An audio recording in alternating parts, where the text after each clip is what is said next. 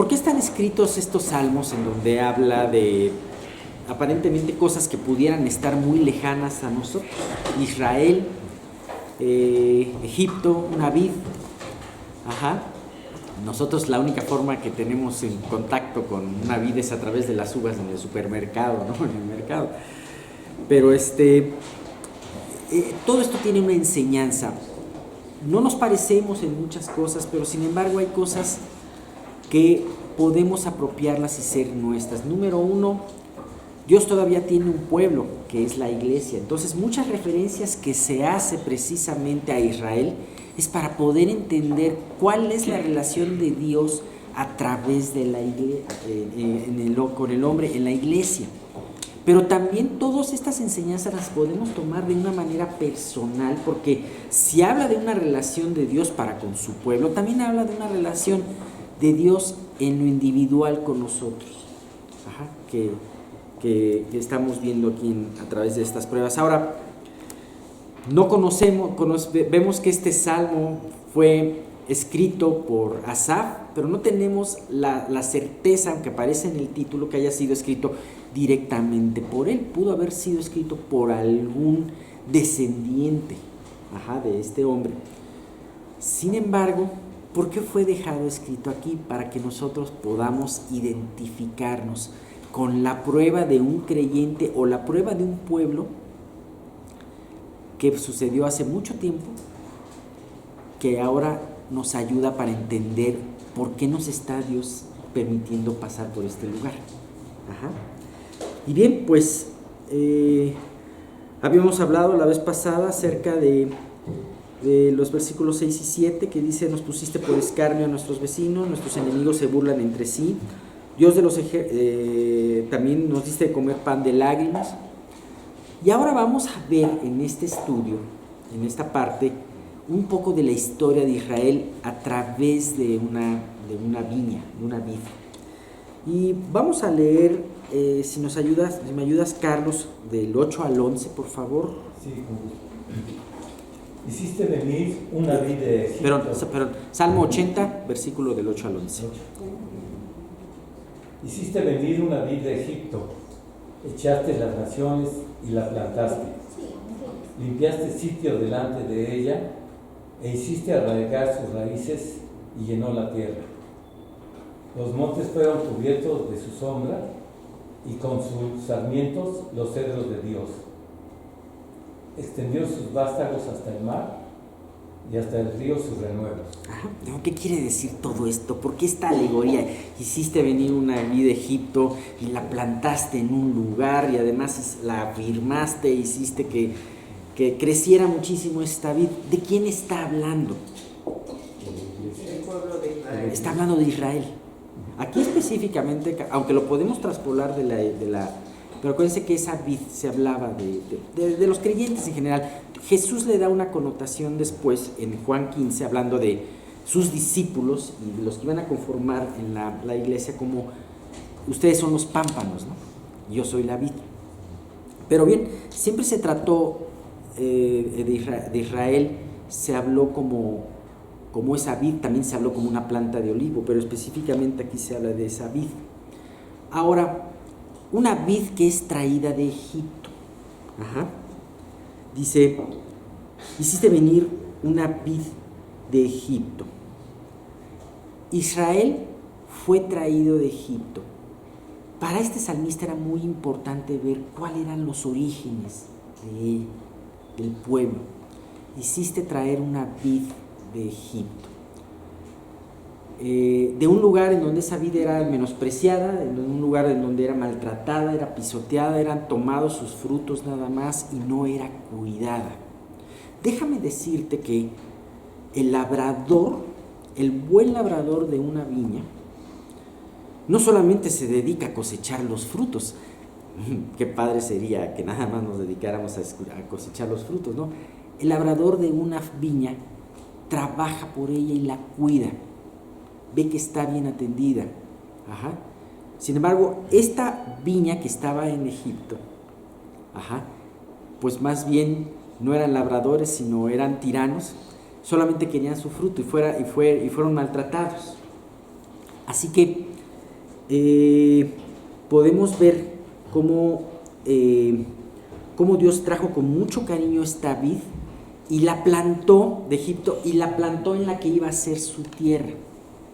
Ajá. La plantó en una tierra, la mejor de las tierras, la más fértil. Y dice aquí también, limpiaste sitio delante de ella e hiciste rayar sus raíces y llenó la tierra. No solamente el trabajo sobrenatural de Dios para con Israel fue quitarlos de Egipto, ustedes que conocen la historia ven de una manera sobrenatural, ¿no? Sino también cómo limpió la tierra, porque Israel por sus propias fuerzas hubiera sido imposible que conquistara Canaán. Fue Dios el que tuvo que limpiar la tierra de Canaán. Ajá. Pero además hay otra cosa, la afirmó, como dice también, hiciste arraigar sus raíces y llenó la tierra. También Dios hizo que esta vid prosperara. Y claro, con la bendición de Dios, esta vid prosperó. Y aún prosperó a pesar de la misma vid. Ajá. Porque a pesar de que el mismo pueblo de Dios no fue fiel, Dios siempre fue fiel. Y Dios siempre estuvo llevándola a echar raíces y prosperándola, ¿no? Cuidándola. Dice también aquí, habla del crecimiento, dice, llenó la tierra, los montes fueron cubiertos de su sombra y con sus sarmientos los cedros de Dios. Extendió sus vástagos hasta el mar y hasta el río sus renuevos. Vemos cómo Israel, y más en los tiempos de David, se expandió para llenar la tierra.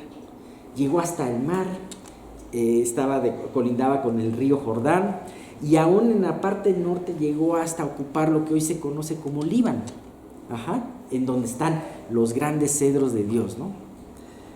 Y esta parte es fácil de comprender, en un sentido, porque si Dios te toma, si Dios te está llamando, si Dios quiere desarraigarte de un lugar que es Egipto, en donde eres menospreciado, eres maltratado, acuérdense, espiritualmente Egipto habla del mundo.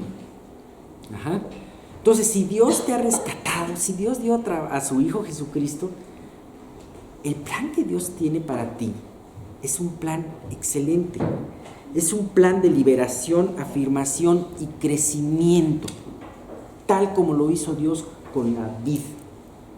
Liberación, liberándolo de la esclavitud, como también Dios quiere liberarte de la esclavitud, de tus debilidades, de tus pecados, de la ira, de la amargura, de todas esas cosas. Afirmación. Dios no solamente te libera un día y al día siguiente te abandona, sino Dios quiere enseñarte sus principios y afirmarte en ellos. Ajá. Que los principios de Dios sean tus principios. Ese es un punto muy importante. Y por último, lo tercero, crecimiento. Dios quiere hacerte crecer. Ajá. Y para eso Dios tiene un plan perfecto en donde te va a hacer pasar por muchas cosas, bendiciones, pruebas, para que Dios pueda hacerte crecer. Este es el plan original de Dios. Sin embargo, la segunda parte de es difícil de entender. Y para esto nos vamos a referir a los versículos 12 y 13. Carlos, ¿quieres leerlos, por favor? ¿Por qué aportillaste sus vallados y la vendimia todos los que pasan por el camino? Es el 13 la también. destroza el puerco montés y la bestia del campo la devora. Uh-huh. Y de repente es una pregunta, ¿por qué aportillaste los vallados? ¿Alguien entiende qué quiere decir aportillar el vallado? Es como cercar, ¿no? ¿Qué es un vallado? Un vallado es una cerca. ¿Y qué es aportillar? Hacer una rotura en la cerca. Ajá. ¿Alguien tiene la NTV para que vea ese versículo? ¿La tienes, Miguel? O Pati, si quieres.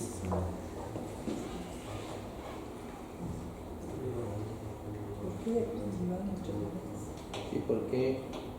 Pero ahora, ¿por qué has derribado nuestras murallas, de modo que todos los que pasan pueden robarse nuestro fruto. Ajá.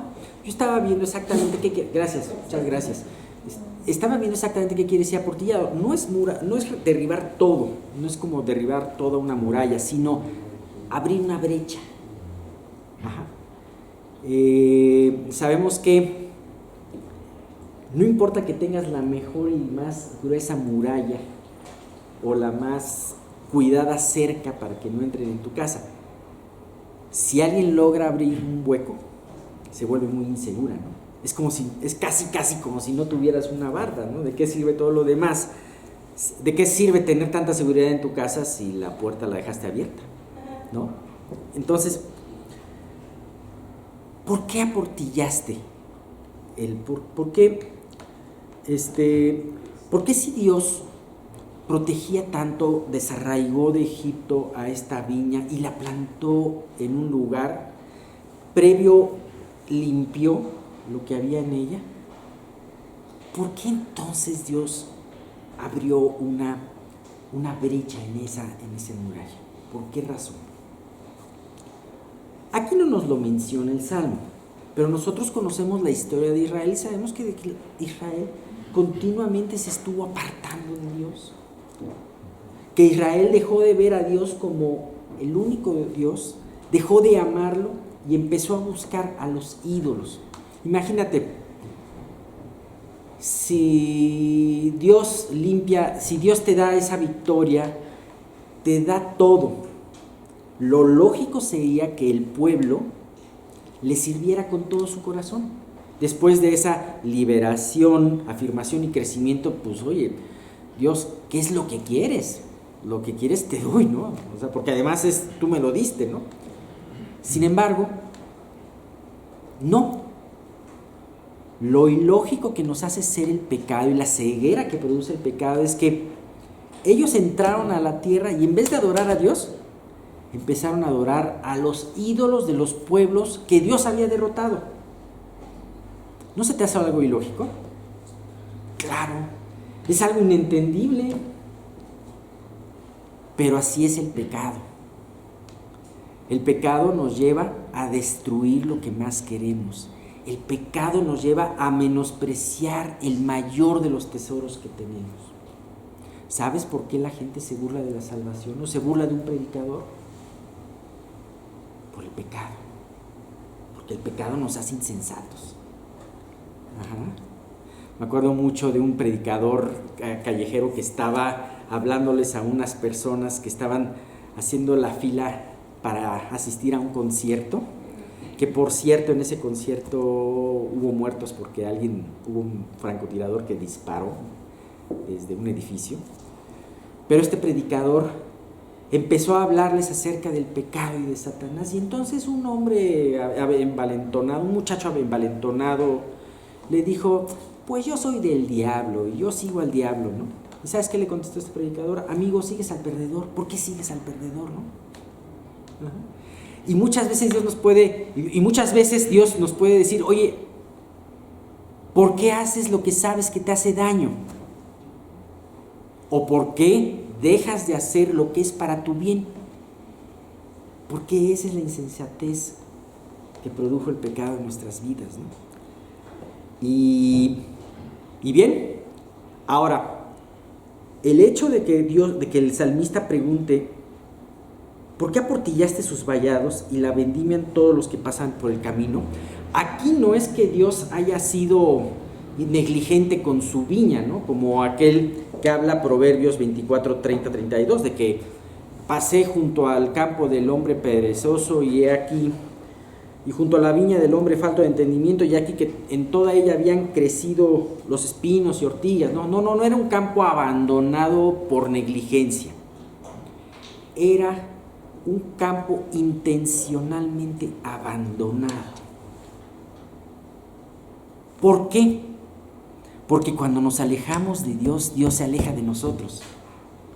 Y ese es un punto. Cuando Dios no está en nuestro primer lugar, entonces Dios tiene que actuar, y a veces no solamente deja abandonado el campo, sino a veces hasta abre la brecha para que entre el enemigo. Y bien, pues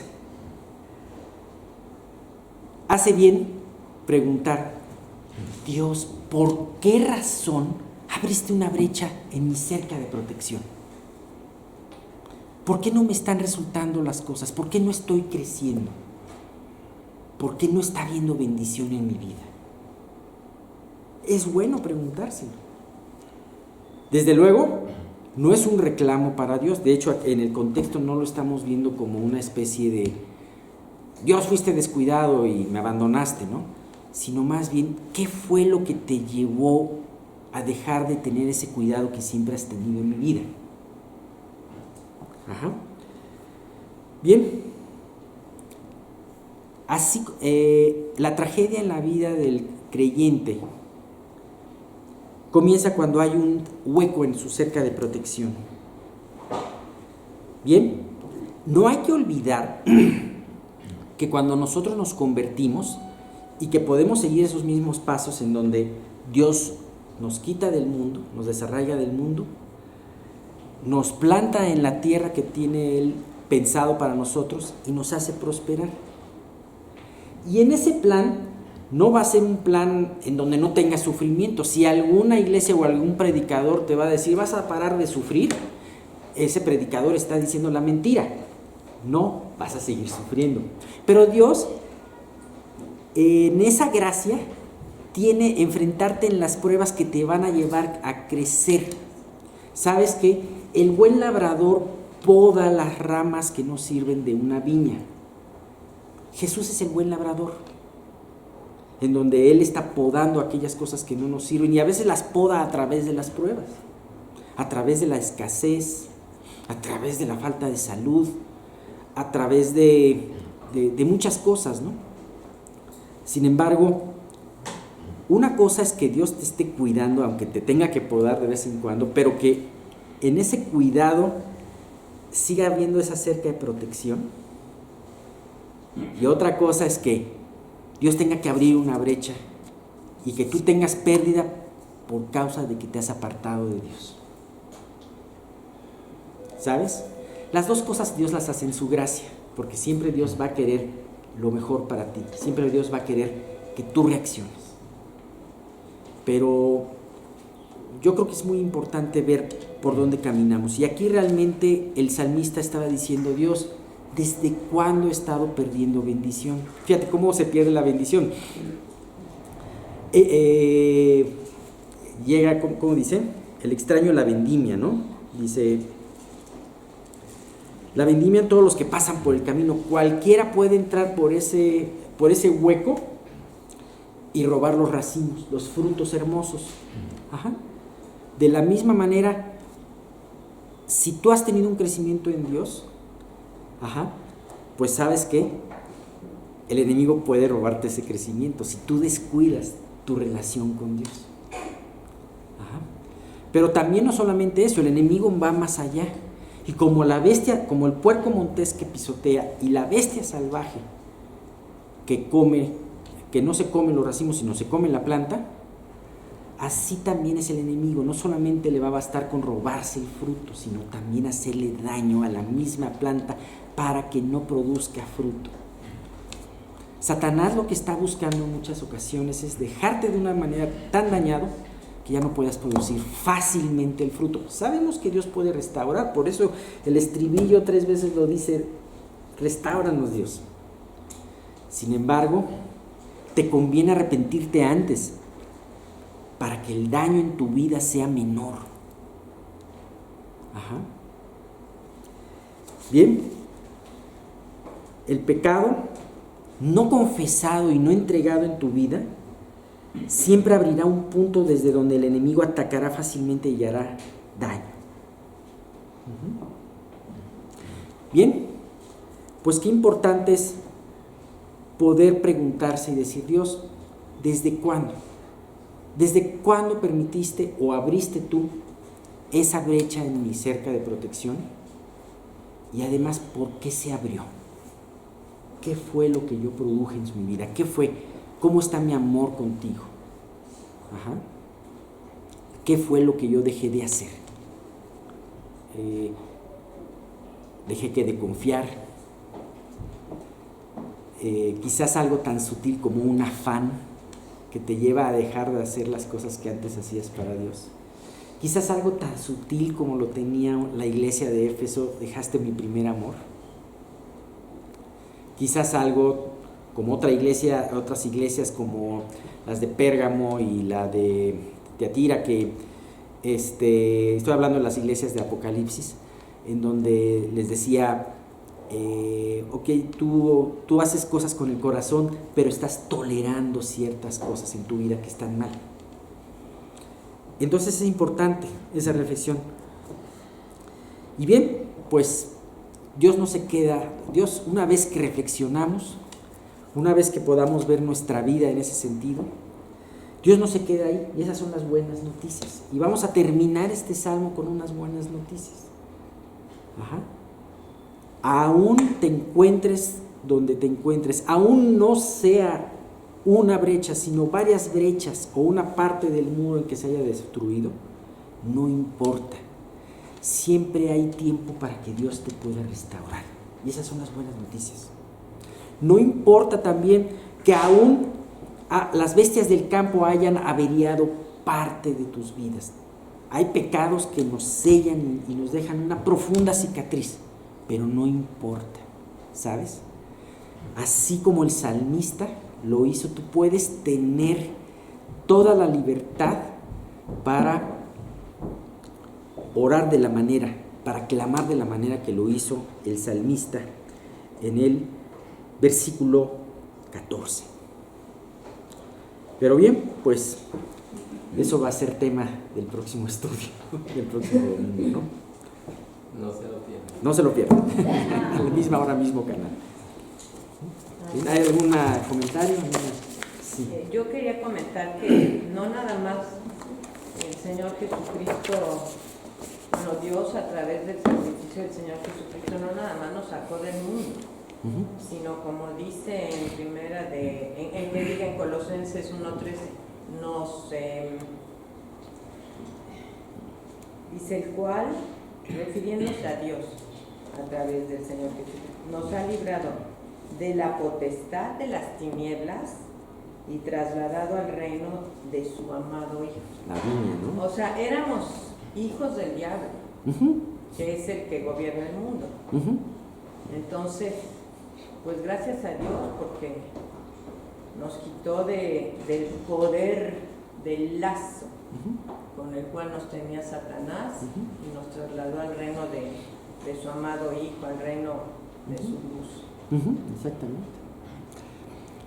Cuando tú te encuentras a veces como lo que opinan las personas que no conocen a Cristo, muchas veces nosotros como creyentes nos escandalizamos y decimos, qué bárbaro, pero qué falta de visión, qué ceguera, ¿no? Pero no nos acordamos que pensábamos igual y que seguramente muchas de las cosas que ahora vemos y decimos, esto es una aberración, si no tuviéramos a Cristo estaríamos de acuerdo con ellas. El humanismo es el peor de los venenos que hay. Es un veneno dulce. Me imagino que hay venenos dulces que saben muy, muy bien cuando los tomas, pero que te matan, ¿no? Así es el humanismo. ¿Cuántas cosas en nuestra vida no nos tragamos y que aún ahora, al seguir al Señor, nos están haciendo daño? Pero no podemos verlas de otra manera sino hasta que tenemos una mente restaurada por Dios. Por eso se me hace muy claro ese versículo que dice, mas vosotros tenéis la mente de Cristo. Mente de Cristo que el incrédulo no tiene, que la persona que aún no conoce a Dios no tiene. Para ellos son locura lo que dices o lo que piensas, pero la única forma de poderlo entender es teniendo la mente de Cristo y a través de la redención, a través de la salvación. Y sí, es hermoso, gracias a Dios que nos quitó, y esto va más profundo porque estamos viendo la historia de Israel, que fue algo que apareció aquí en la tierra, y la historia de muchos de nosotros, en donde sí, efectivamente, nos ha desarrollado el mundo y nos ha dado una vida mucho mejor. Sin embargo, esto es algo más profundo y más extenso, porque espiritualmente lo que nosotros no vemos es que nos quitó de la potestad de las tinieblas, de ese engaño de Satanás, de esa ceguera que teníamos, y nos ha trasladado al reino de su amado Hijo con todas las bendiciones que puede traer eso.